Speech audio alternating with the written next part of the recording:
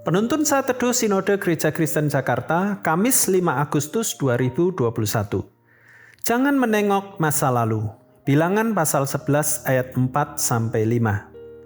Orang-orang bajingan yang ada di antara mereka kemasukan nafsu rakus, dan orang Israel pun menangislah pula, serta berkata, siapakah yang akan memberi kita makan daging?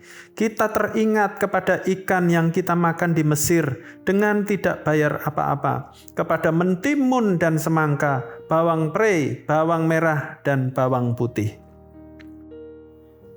Kita teringat kepada ikan yang kita makan di Mesir dengan tidak bayar apa-apa, kepada mentimun dan semangka, bawang prei, bawang merah, dan bawang putih. Perkataan ini diucapkan oleh beberapa orang asing. Dalam Alkitab Terjemahan Baru menerjemahkan dengan kata orang-orang bajingan yang ikut dalam perjalanan orang-orang Israel saat mereka keluar dari perbudakan di Mesir. Mereka sangat ingin sekali makan daging dan mulai mengeluh kepada Musa dengan mengingatkan makanan yang enak-enak saat mereka hidup di Mesir. Sesungguhnya mereka telah melebih-lebihkan daripada kenyataan yang mereka alami selama hidup di Mesir. Mereka berkata bahwa mereka dulu dapat makan ikan tanpa membayar apa-apa, atau dengan kata lain mereka sudah hidup enak selama di Mesir. Alkitab Firman Allah yang hidup menerjemahkan dengan kalimat, mereka mulai merindukan benda-benda kenikmatan di Mesir. Itulah yang membuat mereka bersungut-sungut kepada Musa. Kisah di atas dapat saja terjadi dalam kehidupan kita, bukan? Kita sudah dimerdekakan melalui penebusan Kristus di kayu salib. Namun tidak jarang kita masih mengingini kehidupan yang dulu sebelum kita dibebaskan dari dosa. Tidak jarang kita mendengar orang-orang yang justru membanggakan kehidupannya yang lama saat bergelimang dosa yang penuh dengan hawa nafsu. Bukankah kita seharusnya bersyukur untuk hidup yang kini kita hidupi di dalam kemerdekaan Kristus?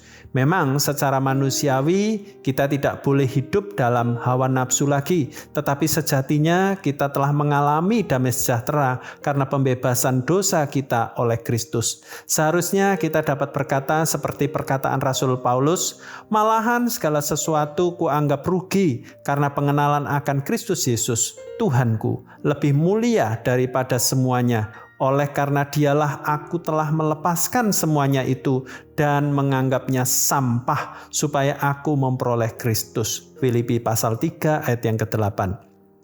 Kita harus benar-benar mampu melihat kenyataan yang sesungguhnya bahwa hidup di dalam kemerdekaan Kristus adalah kehidupan yang jauh lebih baik daripada hidup yang diperbudak dosa.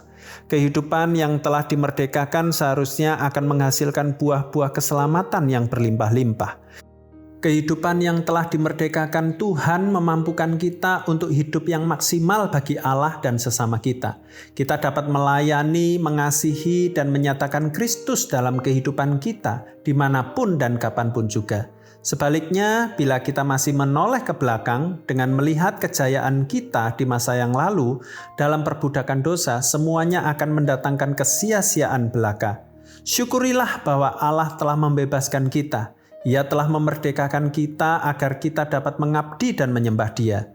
Dia ingin kita menjadi umat-Nya yang menyadari benar bahwa kita telah dipindahkan dari gelap kepada terang-Nya yang ajaib. Kemerdekaan hidup yang Allah berikan jauh lebih berharga dibandingkan dengan apapun. Jangan mau lagi ditipu oleh godaan dan nafsu manusia lama kita. Tuhan Yesus memberkati.